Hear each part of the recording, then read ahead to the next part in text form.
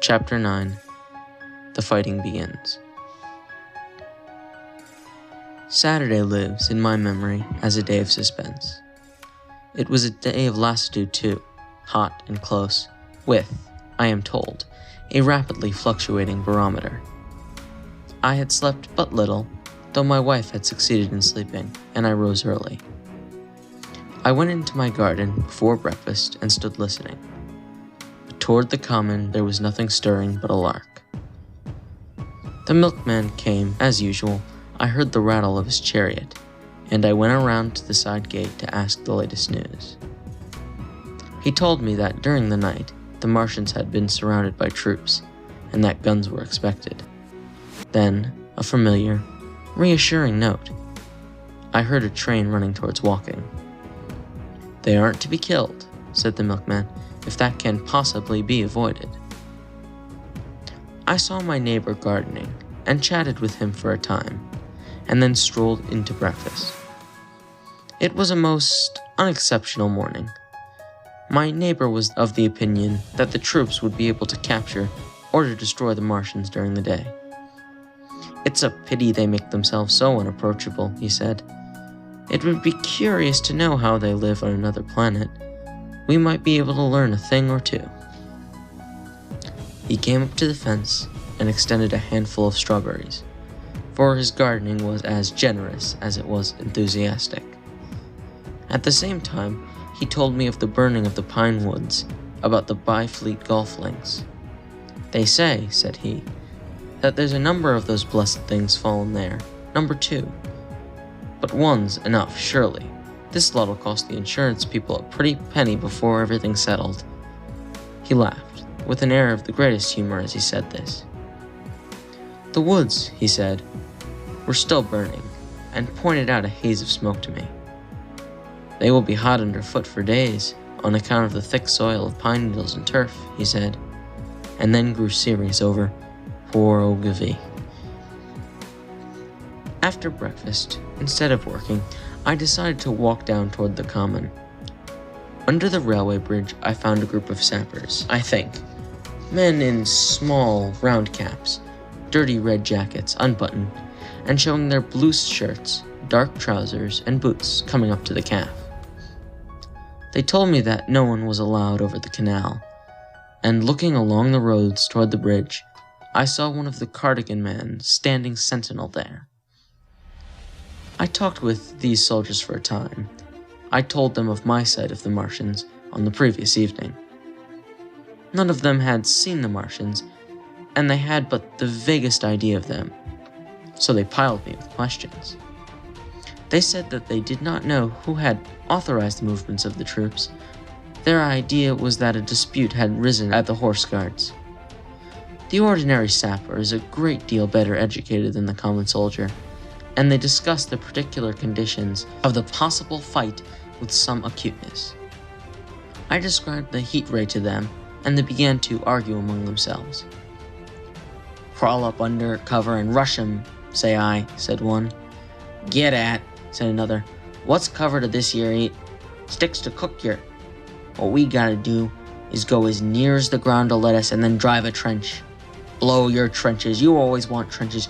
You oughta been born a rabbit, Snippy." "Ain't they got any necks then?" said a third abruptly, a little contemplative dark man smoking a pipe. I repeated my description. "Octopuses," said he. "That's what I calls 'em. Talk about fishers of men, fighters of fish, it is this time." "It ain't no murder-killing beasts like that," said the first speaker. "Why not shell the darn strings and strike off and finish 'em," said the little dark man. "You can't tell what they might do." "Where's your shells?" said the first speaker. "There ain't no time. Do in a rush. That's my tip, and do it at once." So they discussed it.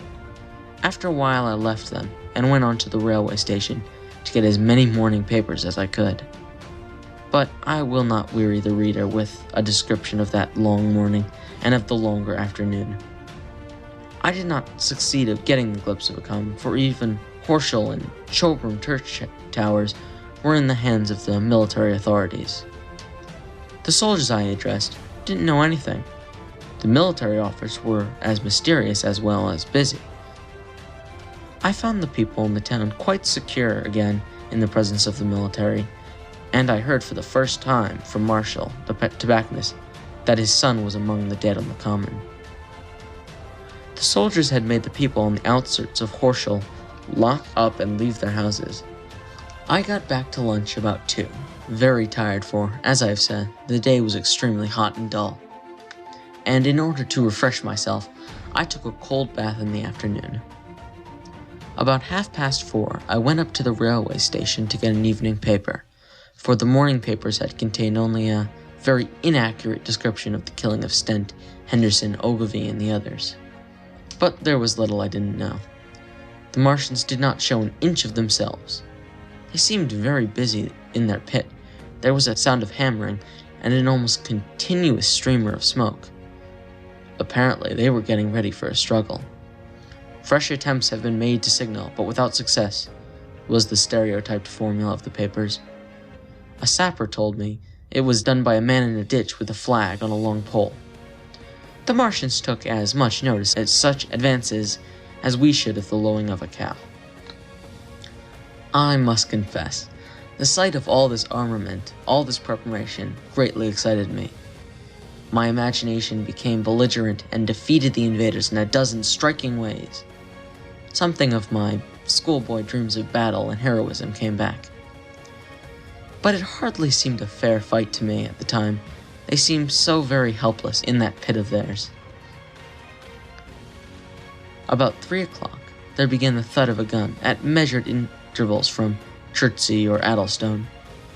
I learned that the smoldering pine wood into which the second cylinder had fallen was being shelled, in the hoping of destroying that object before it opened. It was only about 5, however, that the field gun reached Chobram for the use against the first body of Martians. About 6 in the evening, as I sat at tea with my wife in the summer house, talking vigorously about the battle that was lowering upon us, I heard a muffled detonation from the common, and immediately after a gust of firing. Close on the heels of that came a violent, rattling crash, quite close to us, that shook the ground, and, starting out upon the lawn, I saw the tops of the trees about the Oriental College burst into smoky red flame, and the tower of the little church beside it slide down into ruin. The pinnacle of the mosque had vanished, and the roofline of the college itself looked as if a 100-ton gun had been worked upon it. One of our chimneys cracked, as if a shot had hit it, flew, and a piece of it came clattering down the tiles and made a heap of broken red fragments upon the flower bed by my study window. I and my wife stood amazed. Then I realized that the crest of Maybury Hill must be within range of the Martians' heat ray, now that the college was cleared out of the way. At that, I gripped my wife's arm and without ceremony ran her into the road. Then I fetched out the servant, telling her I would go upstairs myself for the box she was clamoring for. "We can't possibly stay here," I said, and as I spoke, the firing reopened for a moment upon the common. "But where will we go?" said my wife in terror. I thought, perplexed. Then I remembered her cousins at Leatherhead. "Leatherhead!" I shouted above the sudden noise. She looked away from me downhill.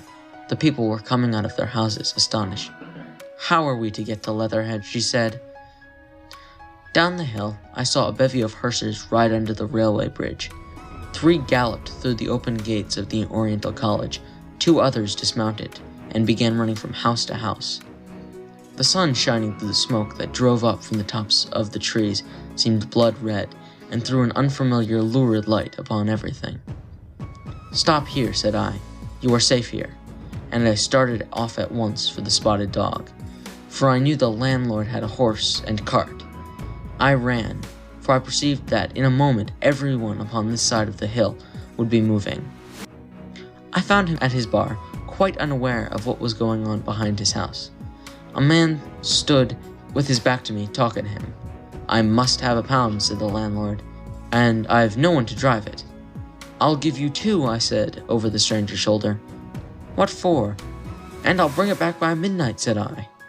"Lord," said the landlord, "what's the hurry? I'm selling a bit of a pig. £2 and they'll bring it back? What's going on now?" I explained hastily that I had to leave my home, and so secured the dog cart. At the time, it did not seem to me nearly so urgent as the landlord should leave his. I took care to have the cart there and then, drove it off down the road, and, leaving it in charge of my wife and servant, rushed into my house and packed a few valuables, such plate as we had, and so forth. The beech trees below the house were burning while I did this, and the palings up the road glowed red. While I was occupied in this way, one of the dismounted hearsers came running up. He was going from house to house, warning people to leave. He was going on as I came out my front door, lugging my treasures done up in a tablecloth. I shouted after him, "What news?" He turned, stared, bawled something about crawling out in a thin like a dish cover, and ran to the gate of the house at the crest. A sudden whirl of black smoke driving across the road hid him for a moment. I ran to my neighbor's door and rapped to satisfy myself what I already knew, that his wife had gone to London with him and locked up their house. I went in again, according to my promise, to get my servant's box, lugged it out, clapped it beside her on the tail of the dog cart, and then caught the reins and jumped up into the driver's seat beside my wife. In another moment, we were clear of the smoke and the noise, and spanking down the opposite side of Maybury Hill toward Old Walking. In front was a quiet, sunny landscape, a wheat field ahead on either side of the road, and the Maybury Inn with its swinging sign. I saw the doctor's cart ahead of me, at the bottom of the hill. I turned my head to look at the hillside I was leaving. Thick streamers of black smoke, shot with threads of red fire, were driving up into the still air, and throwing dark shadows upon the green treetops eastward.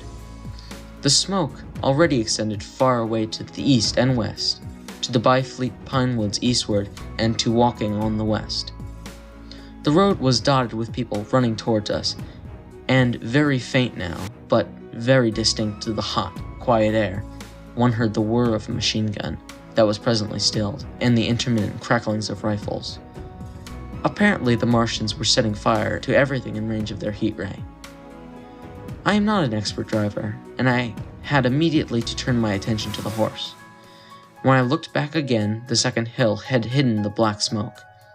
I slashed the horse with the whip, and gave him a loose rein until Walking and Send lay between us and that quivering tumult. I overtook and passed the doctor between Walking and Send. This ends Chapter 9 of Book 1 of War of the Worlds.